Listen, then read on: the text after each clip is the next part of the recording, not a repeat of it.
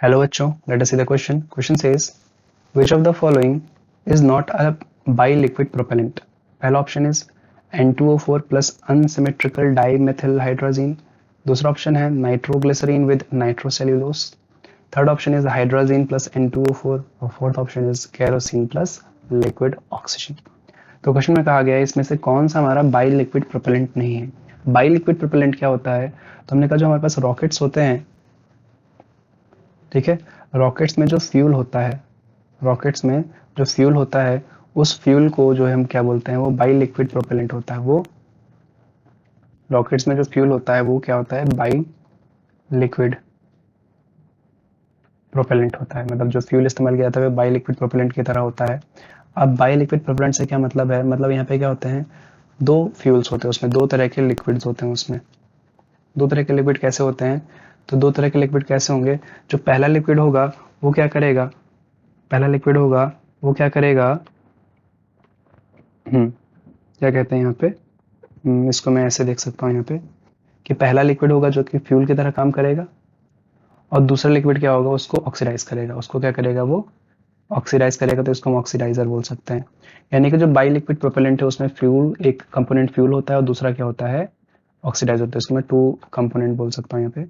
जो by liquid propellant है क्या, टू कंपोनेंट होता है इसमें, टू कंपोनेंट फ्यूल होता है जिसमें पहला एक मेन फ्यूल होता है, दूसरा क्या होता है, ऑक्सीडाइजर होता है.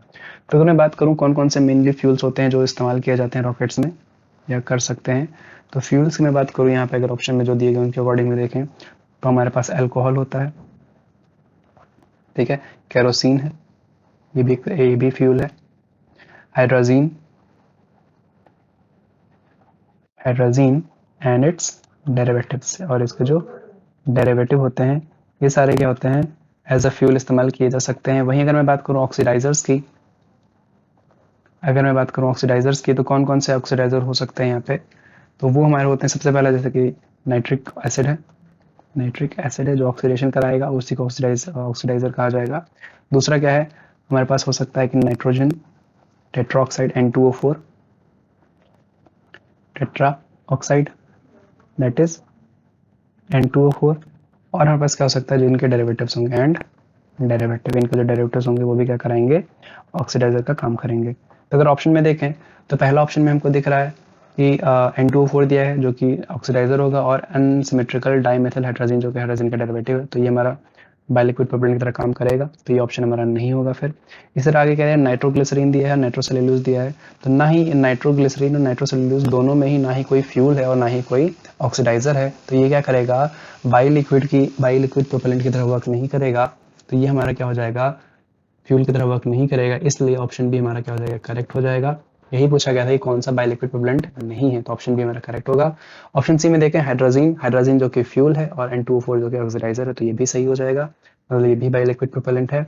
ऑप्शन सी में केरोसिन ऑयल दिया है जो कि फ्यूल है, और लिक्विड ऑक्सीजन जो कि क्या है, ऑक्सीडाइजर है. तो मैं ऐड कर लेता हूँ लिक्विड ऑक्सीजन, ये भी क्या ऑक्सीडाइजर है, तो ये भी क्या होगा, बायोलिक्विड प्रोपेलेंट की तरह वर्क कर सकता है, तो ये भी हमारा जो है ऑप्शन नहीं होगा. क्वेश्चन में पूछा गया था, क्वेश्चन पूछा गया था कौन सा है जो बायोलिक्विड प्रोपेलेंट की तरह काम नहीं करेगा, तो वो हो जाएगा नाइट्रोग्लिसरीन और नाइट्रोसेल्यूलोज का mixture. Option B will be the correct answer of this question. I hope you understood.